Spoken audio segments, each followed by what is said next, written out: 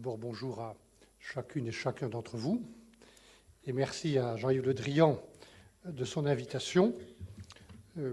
Pour vous dire franchement les choses, ce n'est pas un effort pour moi, même si c'est un peu loin aux Russes, d'être venu spécialement pour vous saluer et pour participer à une partie de vos travaux. Je le dois à la CRPM et j'ai besoin de vous. Je le dois à la CRPM parce que je n'oublie pas, et certains d'entre vous s'en souviennent, la qualité des relations que nous avons établies pendant 5 ans lorsque j'ai eu l'honneur d'animer la politique régionale de l'Union européenne comme commissaire dans la commission présidée par Romano Prodi de 1999 à 2004. C'est une période importante, mesdames et messieurs, parce que dans cette période, la politique régionale, en particulier, les fonds structurels en général, ont été menacés de disparaître. Il y avait un certain nombre de gens, je ne citerai pas, qui avaient clairement l'objectif de détruire cette politique, considérant qu'elle était devenue archaïque. Les mêmes, d'ailleurs, disaient la même chose de la politique agricole commune. Et moi, je suis arrivé à ce moment-là, où nous avons dû bâtir les perspectives budgétaires pour la période actuelle, celle qui va se terminer. Et ma seule manière de défendre cette politique a été de le faire avec vous.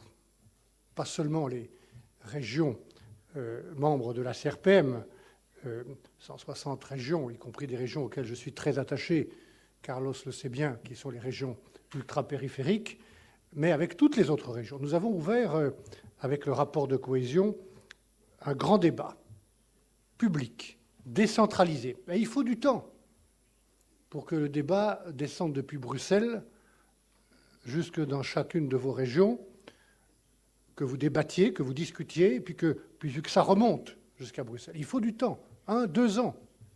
Je dis ça parce que j'ai été avant vous, avant d'être commissaire ou ministre français, j'ai été pendant 20 ans président d'une région française, d'un département français. Et nous avons pris ce temps. Et voyez-vous, mesdames, messieurs, l'idée très simple qui a, au fond, sauvegardé la politique régionale, ça a été une idée sortie du débat, grâce à vous. Grâce en particulier à la CRPM qui a joué, j'ai noté dans vos papiers, ce rôle d'agence, vous mettez ça dans vos papiers, l'agence d'idées pour l'Europe. Il y a les représentants de la DG Régio que je salue affectueusement, mais je trouvais à l'époque que les documents qui étaient publiés par la CRPM, les études, les analyses étaient mieux faites que celles de mes propres services. Ils ne m'en voudront pas de dire ça. Hein. Et je leur ai dit, regardez, je suis à une réunion, je me souviens très bien d'une première réunion de la CRPM. Je dis, mais regardez ce qu'ils m'ont présenté sur le tableau. C'est clair, c'est net, on voit où on va. Bon. Après, ça s'est amélioré. Et l'idée est venue, l'idée était très simple. Comment on réussit Lisbonne? Comment on réussit la politique de compétitivité, qui était le grand mot à l'époque, parfois un mot trop exclusif, en oubliant la dimension à laquelle je tiens de l'économie sociale de marché. Comment on réussit ça si la moitié des régions sont en retard et tirent le train en arrière? On ne peut réussir la bataille de la compétitivité, on ne pouvait réussir Lisbonne qu'avec les régions, dans un contrat. Et donc, on a, à cette époque, trouvé la solution, et ça a été un argument, je vous prie de le croire, très très fort pour moi au sein du collège, où j'étais minoritaire. N'oubliez jamais ça. Hein. Le collège, c'est 27 commissaires. À l'époque, nous étions 20 commissaires, et il faut une majorité pour faire passer un projet. Toujours. Mais à l'époque, nous étions minoritaires, ceux qui défendaient cette politique régionale, et on a réussi à la sauver, avec la complicité du président Prodi à l'époque, en mettant la politique régionale au service de l'agenda de Lisbonne. Et en vous demandant, dans vos régions, de mettre davantage d'efforts, de crédits, de stratégies vers tout ce qui touchait à l'innovation, la recherche, l'éducation, l'inclusion sociale ou la compétitivité. Voilà, je dis ça sans nostalgie et je n'oublie pas l'appui et la confiance que j'avais établi avec votre association. Je ne dis pas non plus l'accueil que je reçois et que j'ai reçu dans les régions dont vous êtes responsable et où j'ai l'intention de revenir comme commissaire aujourd'hui chargé de la régulation financière, et il y a du travail, et chargé du marché intérieur.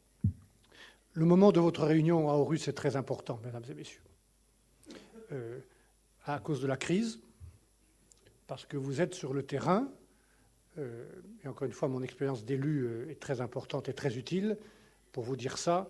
Vous êtes sur le terrain comme président de région, quelles que soient vos opinions politiques, les premiers confrontés aux conséquences de cette crise, sur le plan humain, sur le plan social, sur le plan de l'économie, à la déstructuration sociale que l'on voit s'amplifier avec la crise.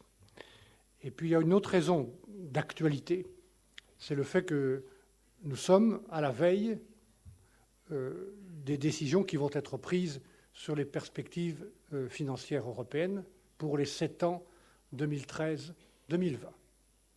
Je sais le soutien que vous apporterez au budget proposé par la Commission européenne, dans lequel nous avons, à hauteur de 340 milliards, préservé les moyens d'une vraie politique crédible pour les régions. Mais entre notre proposition et la décision qui sera prise par les chefs d'État et de gouvernement, et puis le Parlement, l'année prochaine, il y a une marge. Et dans cette marge, il y a des risques. Ceux du repli national, ceux des égoïsmes nationaux. Il y a le risque toujours que les gens qui considèrent la politique régionale comme une politique archaïque ou inutile, qui voudraient la réduire à simplement un charity fund, que ces gens-là continuent leur lobbying. Donc je vous recommande d'être très vigilant et de trouver dans le Parlement européen, dans les parlements nationaux, au sein de la Commission, je n'ai pas besoin de vous dire mon engagement, des points d'appui et auprès des différents gouvernements de l'Union européenne. Et puis la troisième raison d'actualité, elle est celle de la réaction que nous voulons avoir face à la crise.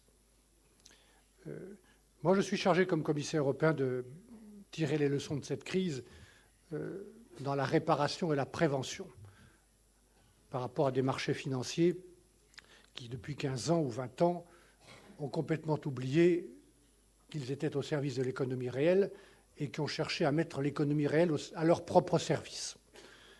Nous sommes en train, semaine après semaine, comme l'a dit le président Barroso dans son discours cette semaine à Strasbourg, de remettre des règles, de remettre de la transparence, de remettre de la responsabilité, de remettre tout simplement de la morale et un peu d'éthique là où elles avaient disparu dans les marchés financiers. J'ai ici le tableau de mon agenda de régulation, 29 textes, dont une partie en vert ont déjà été votés, une partie en bleu sont en train d'être votés. J'espère, par exemple, dans les quelques jours qui viennent, obtenir un accord du Parlement et du Conseil sur la régulation des ventes à découvert, qui a été un des grands outils de spéculation durant tout l'été, et de la régulation des produits dérivés. Mesdames et messieurs, les produits dérivés financiers, n'ayez pas peur quand je vais dire le chiffre, par rapport à vos budgets régionaux, ce sont 600 000 milliards de dollars d'échanges. 600 000 milliards de dollars dans le monde, en permanence. Rien que les produits financiers, dont les produits toxiques, dont certains ont été proposés aux collectivités territoriales européennes, dans la plus grande opacité, sans qu'on sache qui fait quoi. Nous allons mettre de la transparence, une obligation d'enregistrement. Et si au bout de la route, tout ce que nous proposons est bien mis en œuvre, nous auront tiré les leçons de la crise.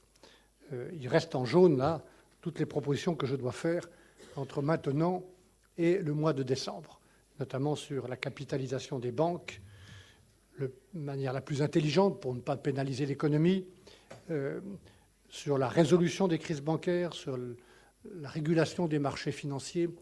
Je vais également présenter un nouveau texte pour encadrer les bonus et les rémunérations qui sont insensés dans certaines circonstances et inexplicables par leur montant, injustifiables.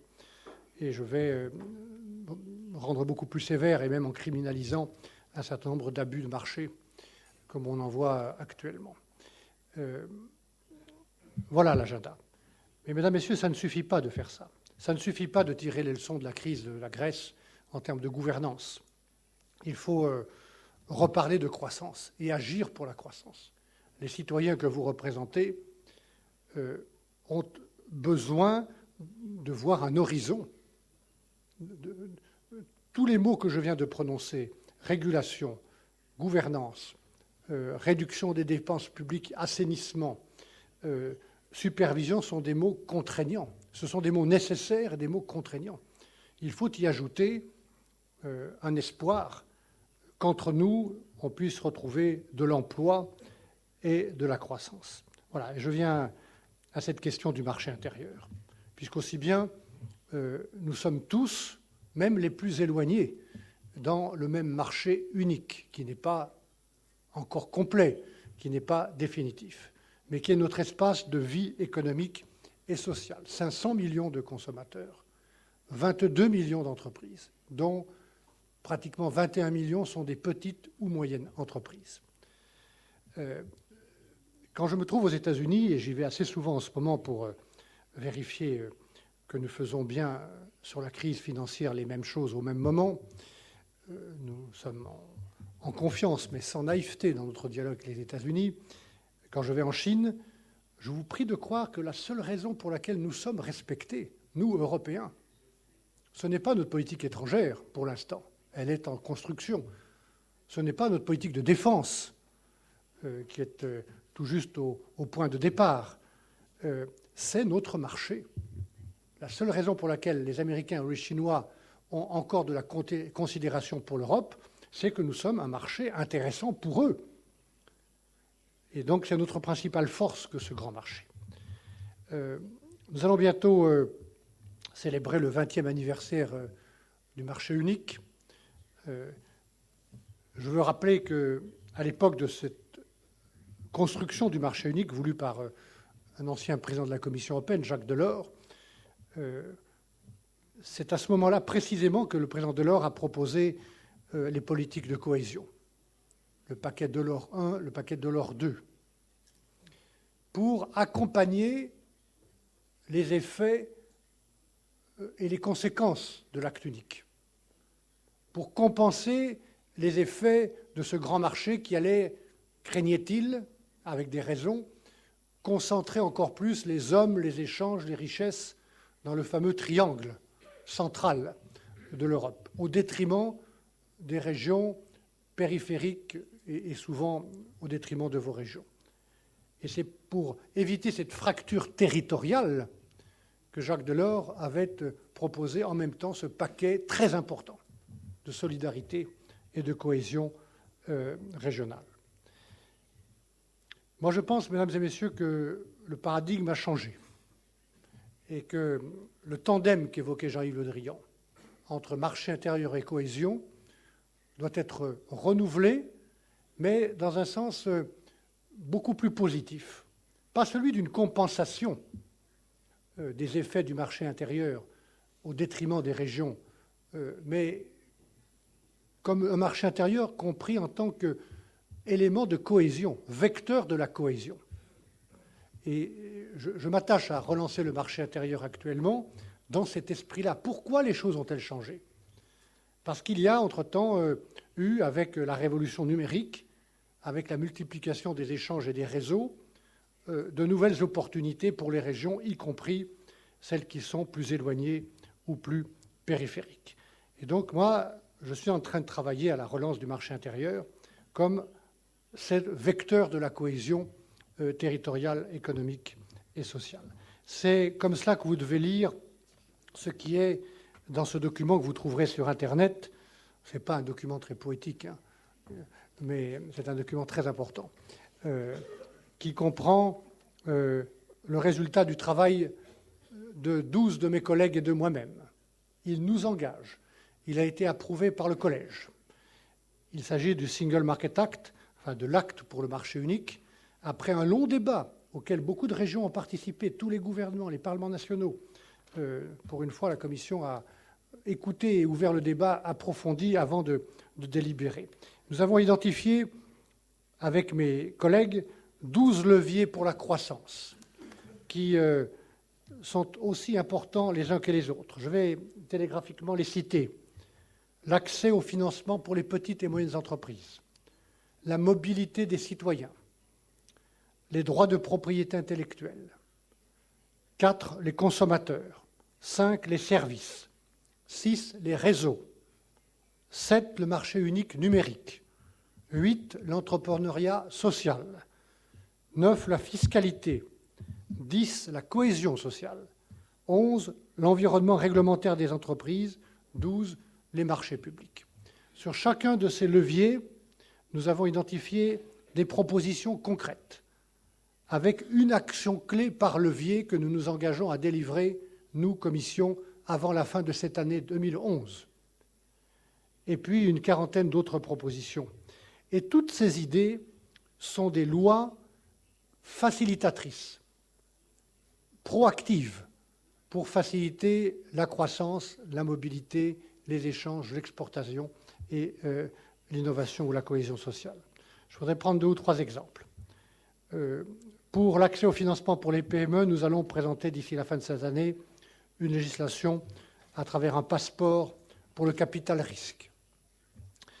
S'agissant de la propriété intellectuelle, nous sommes en train de faire aboutir, grâce à la présidence polonaise et après la présidence hongroise et belge qui ont fait un très bon travail, enfin, après 30 ans, le brevet européen, qui intéresse beaucoup les petites entreprises, ça coûte tellement cher de protéger une invention qu'elles ne le font pas. Et donc, les inventions industrielles en Europe sont protégées dans 4 ou 5 pays seulement. Et la contrefaçon rentre par les autres pays de l'Europe dans le même marché. Nous allons avoir, je pense, dans les mois qui viennent, enfin ce brevet européen. Et les marchés publics. Je vais proposer avant la fin de l'année plusieurs textes en les pesant soigneusement, l'un pour encadrer les grandes concessions de services qui ne font l'objet d'aucune régulation, et je veillerai à ce que cela ne touche pas naturellement les services publics, mais je vais aussi simplifier le cadre des marchés publics pour les rendre plus accessibles, ces marchés publics, aux petites et moyennes entreprises. J'ai le souvenir ou l'exemple de marchés publics auxquels les petites entreprises renoncent comme candidats parce que les exigences administratives de paperasserie, de bureaucratie représentent quelquefois 30% du marché. 30% du marché. Donc je vais supprimer drastiquement un certain nombre de contraintes administratives. Voilà, je pourrais multiplier les exemples de cette législation proactive et facilitatrice qui intéresse directement l'emploi et la substance ou le dynamisme économique dans chacun de vos territoires. Je vous dis ma conviction, mesdames et messieurs, je ne vais pas être trop long, mais je voudrais dire un mot aussi de l'avenir. Pour réussir la bataille de la croissance et de la compétitivité, je pense que chaque citoyen est nécessaire. Je pense que chaque entreprise est nécessaire. Et je pense que chaque territoire est nécessaire. Et c'est ce dont j'ai, avec mes collègues, réussi à convaincre le Collège. Nous avons besoin de vous, c'est ce que je suis venu vous dire à Aarhus aujourd'hui, parce que chaque territoire doit participer à cette bataille de la croissance et de la compétitivité. Cette croissance, elle ne va pas être la même que celle d'avant. Elle doit être différente, plus équitable, plus verte, plus durable. C'est aussi pourquoi, dans les propositions que nous faisons en ce moment, afin que les efforts qui sont demandés aux citoyens soient compréhensibles et acceptés, il y a aussi forcément des mesures d'équité. Nous parlions avec le président Le Drian tout à l'heure de la proposition que la Commission a faite cette semaine pour une taxe sur les transactions financières. C'est une mesure d'équité. Les citoyens contribuables de chacune de vos régions ont été invités ou obligés de participer au redressement du secteur financier depuis 3 ans. Il est juste et normal qu'en retour, le secteur financier participe au redressement économique et donne les moyens de cette croissance. Mais je pense aussi qu'il ne faudra pas s'arrêter là, mesdames et messieurs. Nous sommes en train de bouger, nous sommes en train de retrouver les fondements de l'économie sociale de marché qu'on a, je crois, pendant un temps oubliés. Nous sommes en train de relancer le marché intérieur par cette régulation proactive et facilitatrice, puisque nous n'avons plus d'argent public à distribuer. Nous sommes en train de tirer les leçons de la crise. Nous sommes en train, parfois le dos au mur, mais c'est mieux que de ne rien faire face à la crise grecque, portugaise ou irlandaise, de doter enfin l'Europe des outils de gouvernance dont elle avait besoin. Et moi, je pense qu'il faudra aller plus loin en franchissant une étape fédérale pour notre économie, comme nous avons franchi l'étape fédérale pour la monnaie. On ne peut pas avoir le même marché unique, la même monnaie, et des économies ou des budgets ou des politiques fiscales juxtaposées quand elles ne sont pas concurrentes. Mais je voudrais conclure en parlant de l'avenir et de ce qu'il faudra faire dans les années qui viennent, ce pourquoi moi j'ai choisi de revenir à la Commission européenne et à Bruxelles, sans rien oublier d'aucune des expériences que j'ai construites auparavant dans ma vie publique. J'ai parlé de l'étape fédérale, j'ai évoqué dans ma tête l'idée qu'un jour il faudra un président de l'Union européenne qui cumulera les fonctions de président de la Commission et de président du Conseil européen.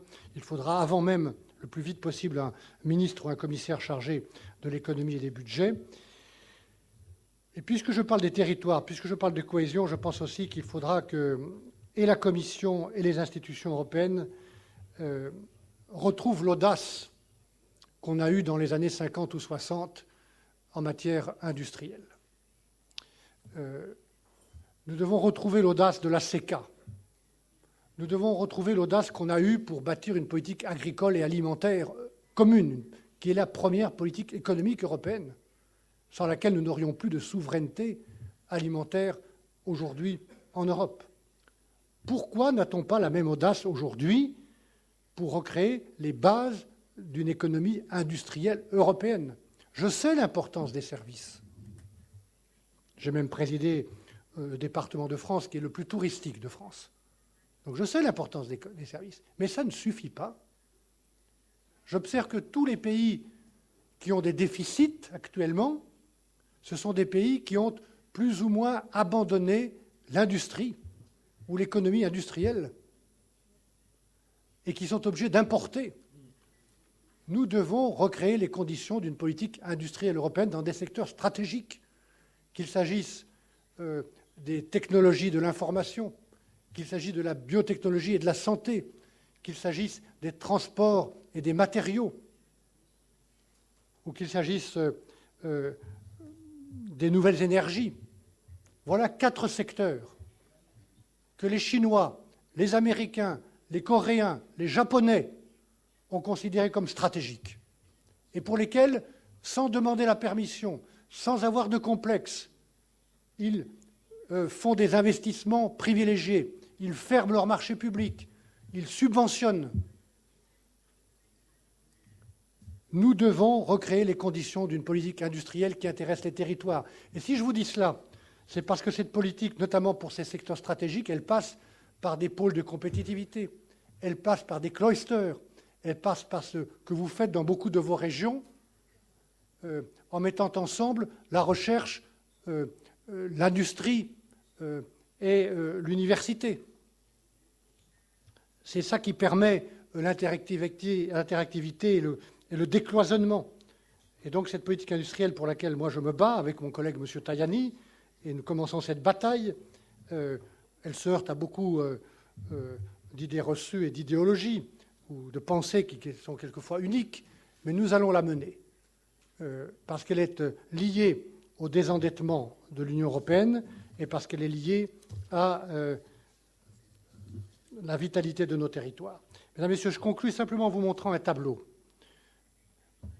Ce tableau, il se trouve dans un document que le gouvernement britannique a publié il y a quelques mois quand j'ai lancé le Single Market Act pour soutenir mes efforts.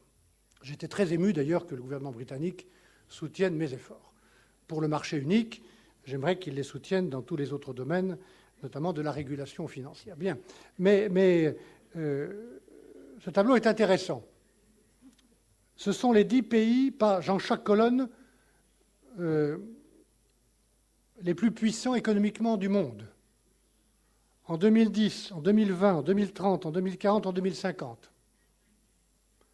Actuellement, il y a 4 pays européens, 4 sur 27, dans les 10 pays les plus puissants du monde sur le plan de leur économie. L'Allemagne, le Royaume-Uni, la France et l'Italie. Et tous les 10 ans, il y en a un qui sort du tableau. Il y en a un qui est éjecté de l'écran radar. Et dans 40 ans, si nous continuons, comme aujourd'hui, il n'y aura plus que l'Allemagne. Et encore, au G8, il n'y aura plus de pays européens. Il n'y aura plus de pays européens. Alors, expliquez bien ça à vos électeurs, parce que n'importe quel ouvrier, n'importe quel paysan, qui sont d'ailleurs plus intelligents en général que les hommes politiques ne le croient, est capable de poser cette question pour lui-même et pour ses enfants, et de chercher la réponse. Le choix, il n'est pas entre le Danemark et l'Europe. Les pays vont ensemble. Le choix, il est entre une Europe indépendante, souveraine, européenne, avec une politique industrielle, une politique de recherche, une politique agricole, une politique étrangère, une politique de défense, une Europe qui se fait respecter, ou alors une Europe sous-traitante et sous influence, définitivement sous-traitante et sous influence de l'Amérique et de la Chine. Et prenons garde parce que dans certains domaines que j'ai cités tout à l'heure, parmi les 4 secteurs stratégiques, nous ne sommes pas loin d'être définitivement consommateurs des produits chinois ou américains. Ce n'est même pas sous-traitants, c'est consommateurs des produits fabriqués par les autres, chez eux. Voilà. C'est pour ça qu'on a besoin des régions. C'est pour ça que moi, pour réussir cette relance du marché intérieur, j'ai besoin des régions. Et c'est ce que, précisément, je suis venu vous dire très franchement aujourd'hui à Aarhus, à l'invitation du président de le dire. Merci de votre attention.